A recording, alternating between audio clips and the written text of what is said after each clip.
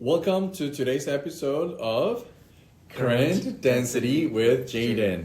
Today, we're diving into a topic that affects millions of people worldwide: mental health and suicide awareness.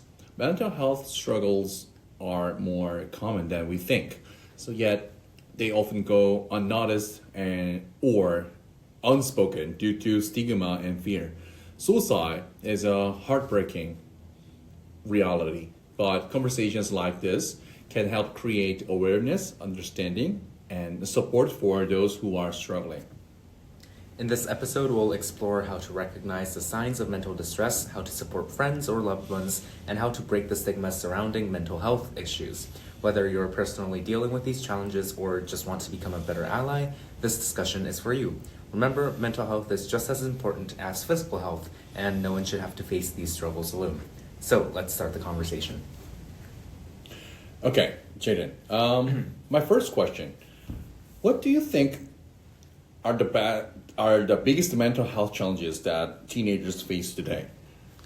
Yeah, so teenagers today face a multitude of mental health challenges that often stem from a blend of societal, academic, and personal pressures. Increasing academic demands, of course, you need to do extracurricular activities, and the desire to keep up with your peers can often lead to overwhelming stress and anxiety. On top of that, navigating an evolving sense of self-esteem and social belonging adds another layer of difficulty. So factors like social media comparisons, online and offline bullying, and exposure to global issues can further worsen feelings of uncertainty and vulnerability. Many teens also, they deal with part-time jobs and they have family responsibilities, and these collective pressures can just add up and contribute to the heightened levels of depression, anxiety, and other mental health concerns. Yes. So according to the National Institute of Mental Health, people who are struggling with their mental health often experience noticeable changes in their mood, behavior, or daily habits. Some common signs include withdrawing from social activities, losing interest in things they once enjoyed, or having difficulty concentrating. So they might also experience changes in sleep or eating pattern, feel constantly exhausted, or express feeling of hopelessness. So in more severe cases, they may talk about feeling like a burden or mention thoughts of self-harm or suicide. So if you notice these signs in yourself or someone else, it's important to reach out, right? So a conversation as simple as, "I've noticed you haven't been yourself lately," or "Do you want to talk about it?" can show support, right? Absolutely. So if the situation seems serious, speaking to trusted adults, counselor, or mental health professional can be life-changing. So experts empathize that early intervention helps prevent struggle from escalating. Yeah. So do teenagers openly talk about feelings of depression or suicidal thoughts with their peers, or is it still considered a sensitive topic? While mental health awareness has certainly improved over the past years, and teenagers are becoming more open to discussing their emotions, depression and suicidal thoughts can still be sensitive topics. Obviously, some teens feel safe confiding in close friends, but the overall stigma and fear and judgment, being labeled as sometimes attention seekers, and that sort of creates a culture of silence. That said, there is a growing movement, especially among youth, towards normalizing conversations about mental health. And there's some social media campaigns like Spotify's Take a Beat or Maybelline's Brave Together. They are designed to support those experiencing anxiety and depression. So these online communities can make it easier for teens to find supportive spaces and share their experiences. Jayden, have you heard of cancel culture? Yeah, absolutely. Yeah. So I think it's I align with attention seeker. And that terminology reminds me of cancel culture. So cancel culture refers to the practice of withdrawing support Yeah. or calling for the boycott of the person, right? Yeah. Company or institution due to their controversial actions, statements, or beliefs. I think, like you said, it often takes place on social media. I think where Where things spread rapidly. yes, and individual face public backlash or loss of reputation or career consequences. So while some sees it as a way of to hold people accountable, but others argue it can lead to excessive punishment or suppression of free speech, right? So I think it's completely understandable that talking about mental health can feel uncomfortable, especially you are unsure how someone will react. But I think you gotta talk, Of course. right? It's way better if you talk to someone rather than keeping it all to yourself. Because but if you don't talk out loud, so maybe you are stuck in your head, right? So experts recommend choosing a calm moment when you are not in a heightened emotional state. So instead of waiting until things feel overwhelming, bring it up during a regular conversation can help. So using I statements such as I've been feeling really stressed and I don't know how to handle it can be less intimidating than general statements about mental health. So what about you? Who do you talk to when you get stressed? My close friends, mostly. Like just like sharing and like talking about that. It feels better, honestly. Yeah, obviously. So if speaking directly feels difficult, sometimes writing things down can also be a good option. Yeah, of course. So some teens find it easier to express themselves through the message or a letter. Yeah. And I think another approach is to involve a supportive friends or mentor in the conversation. It is also important to remember that parents might not react perfectly right away. Okay. And then the Dr. Lisa Damore, she's a psychologist specializing in adolescents and mental health. She says that parents sometimes need time to process what their child is saying. I think I really agree with this. Yeah. Like their initial reaction might be something, but like a day later they might change their mind or they might clarify what they were trying to say. So even if they don't fully understand at first, keeping the conversation open and ongoing is what really matters. Yeah, absolutely. So let's talk about social media impacts. So how do you think social media impacts teenagers' mental health? I believe social media, especially nowadays with teenagers, right, it has a really big impact. It can be both a source of connection, but a source of mental health struggles among teenagers. So on one hand, platforms like, Instagram, Snapchat, TikTok, well, whatever platform's trending nowadays, they allow people to connect easily, right?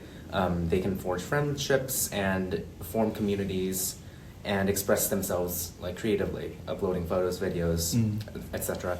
But on the other hand, the comparison, you constantly get compared to other people. It's an open network. You can see everybody else's images. Often they're heavily, curated and photoshopped. And of course, there's the fear of missing out or FOMO, and the addictive nature of social media in general. And those things can heighten feelings of isolation, envy, or self-doubt. So there's actually a really good documentary up on Netflix called The Social Dilemma, I think. So it's a bunch of software engineers and people who worked in big social media corporations in the past, and they just want to highlight the flip side, the dangers that social media can bring that most of us don't fully realize right now. Obviously, we talked about how social media and advertising works in an earlier episode, but social media legitimately affects teens' mental health, and it can really also influence how we think about ourselves and how we think about others. So it's a very comprehensive documentary on those topics, and I recommend that documentary, especially in today's world of hyper-connectedness. It's a social dilemma? Yeah. Social dilemma, okay. I will note to that. So, what about school or education system? Do you think school provides enough support and education on mental health? So, in my school, at least, we take PE, right? So that's physical and health education. And in the health education part, obviously there's like units on nutrition and that kind of stuff, but there's also a mental health unit. And we did learn about various scenarios and how to deal with them. Most schools have counseling service, right? The counselors, most people speak to their counselors for like course selecting information and stuff, but they're also trained mental health experts. So they have counseling services, health classes, or like mental health awareness day. I did go to an assembly where they talked about like online cyberbullying and stuff. And all of these programs are great, but it might not be accessible at every school, and it might lack the depth needed to truly address and deal with all the mental health challenges that might be going on. Obviously, there's like 3 counselors in a typical high school, I guess, where I'm living in Vancouver. So that's a high student to counselor ratio, so you might not be able to talk to that person if you need to. And obviously, schools have a greater focus on academic performance. That means, mental health stuff can get left behind sometimes. And I think schools can improve on this by, implementing regular like checkups on students to see if they're doing okay. Making school staff more better trained at recognizing like mental health symptoms, and incorporating various kind of quick but easy like strategies to help refresh the mood every day. I think those are some of the ways that schools can improve the system. So for me as an English teacher, academic pressure is a major source of stress for students, but there are strategies that can help. So the American Psychologist Association suggests that time management is a key. Breaking large tasks into smaller, manageable steps can reduce feeling of overwhelm. So one effective method is the Pomodoro technique. Have you heard of Pomodoro technique? I've heard of it. Yeah. But I don't exactly know what it is. It's where you focus on work for 25 minutes and take a short break and then repeat. Oh, okay. It's so not 1 hour, 10-minute break. So it's like a half of it, like 25 minutes focus and 5 minutes break. Okay. And another 25 minutes focus and 5 minutes break, like that. That's the Pomodoro technique. Okay.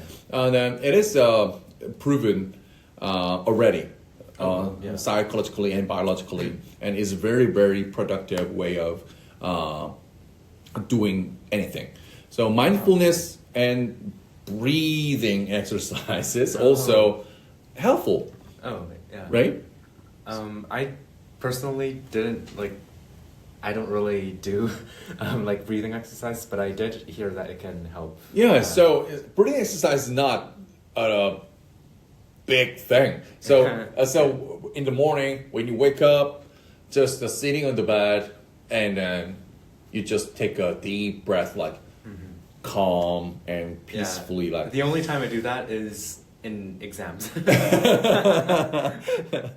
And study show that deep breathing and meditation can activate your body relaxation response. Yeah. So lowering stress level. Apps like Headspace and Calm can guide students through these techniques. Yeah. And have you used the Calm, the app? Not. I haven't used it. I've seen advertisements. Yeah, and then looking at the advertisement itself is very satisfying, isn't it? It says like stay on this ad for 30 seconds and you'll feel more calm afterwards. Yeah. And with a very satisfying images like something forest. Forest or ocean. like that. And I think Apple has their own Breathe app.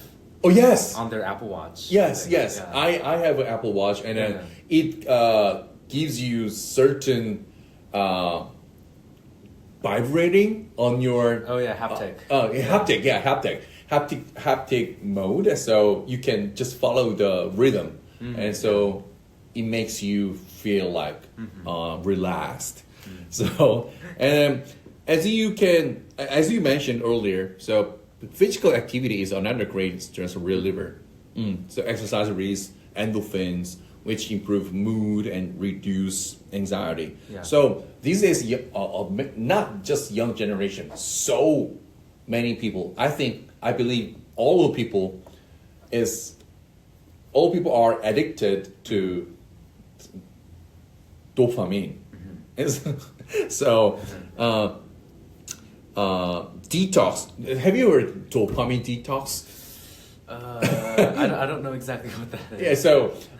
So you just avoid social media or YouTube. Oh yeah. So things that like give you. Yeah. So even short walk can have a positive impact. So just not doing social media or not doing. YouTube watching. So sleep is also crucial. So lack of rest makes stress feel even worse.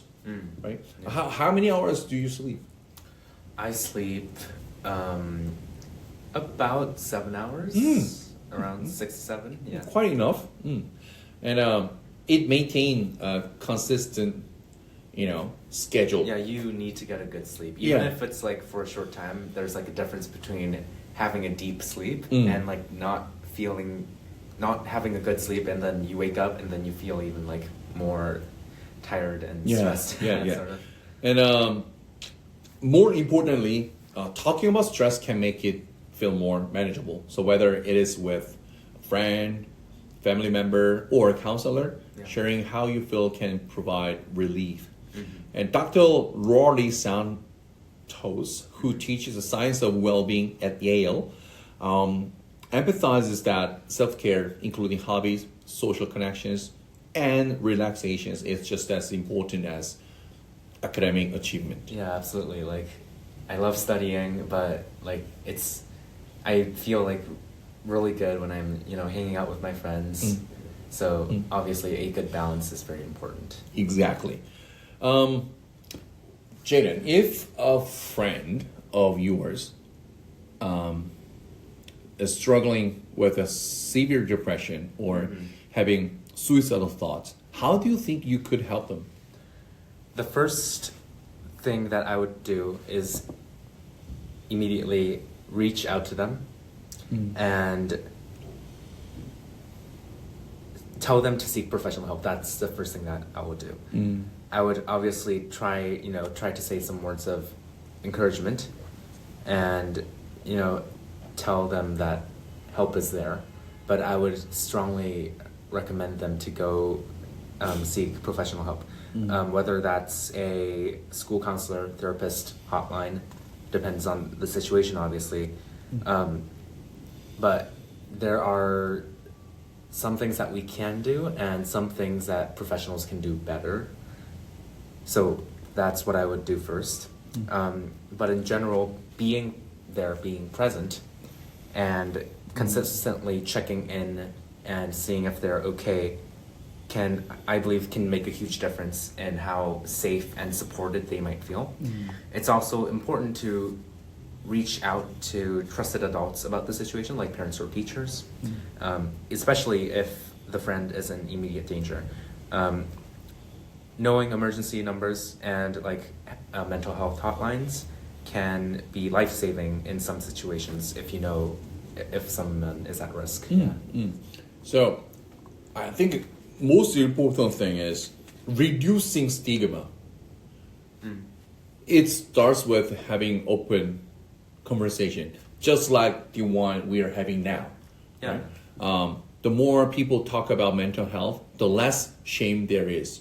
So public figures like Simone Biles and Naomi Osaka have spoken openly about their struggle helping normalize these discussions. Of course, they are famous athletes, but still, their struggle.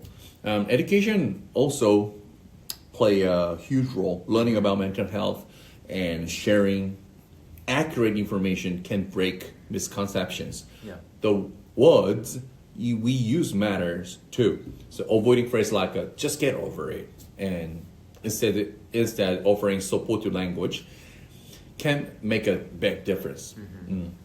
So encouraging people to seek help is another step towards breaking stigma.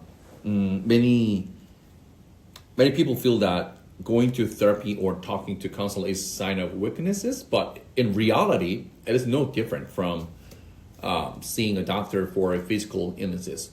So I think it's a cultural difference as well. So like an Asian culture, is more like a conservative.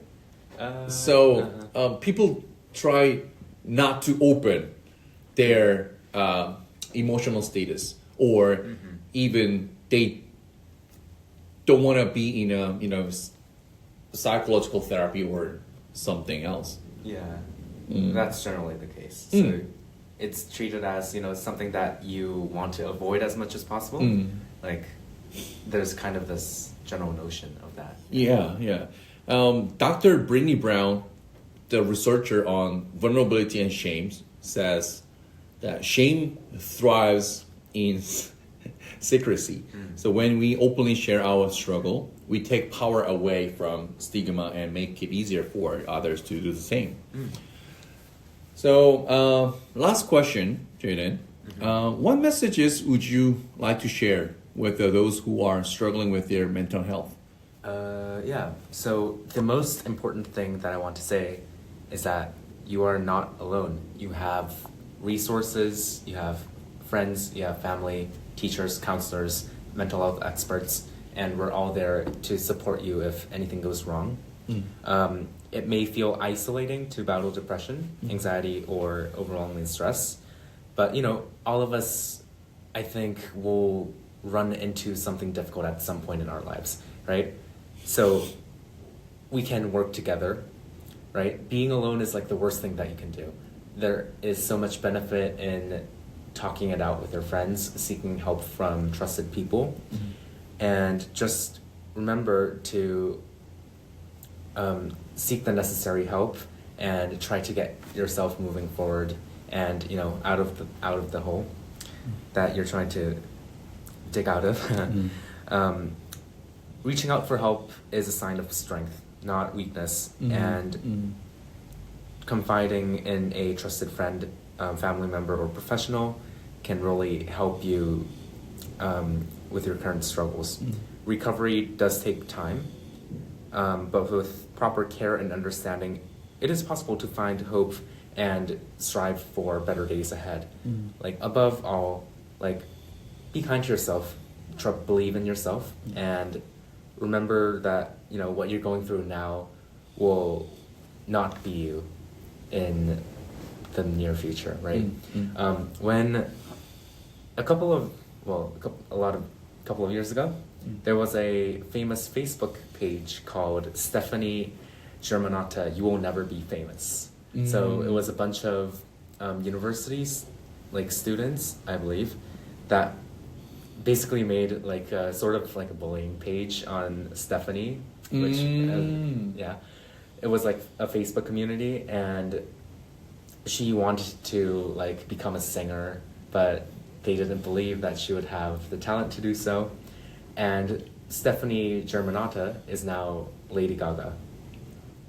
Oh, oh, her name is Stephanie. Yeah. Oh, I didn't know that. Yeah, so there's an example. Oh, Don't give up on your dreams yet. You know, if you're facing struggles now, just remember that, you know, everybody will go through this at some point. You can recover and you can pursue your dreams, and you can believe that it does come true. And in this case, it absolutely did. Yeah. I like that example. Mhm. Oh my God. So, yeah, that brings us to the end of today's discussion about conversation about mental health should never stop here. So if you or someone you know is struggling, please know that help is available. Reach out to the trusted friend, family member, or professional. You are not alone and your feelings are valid.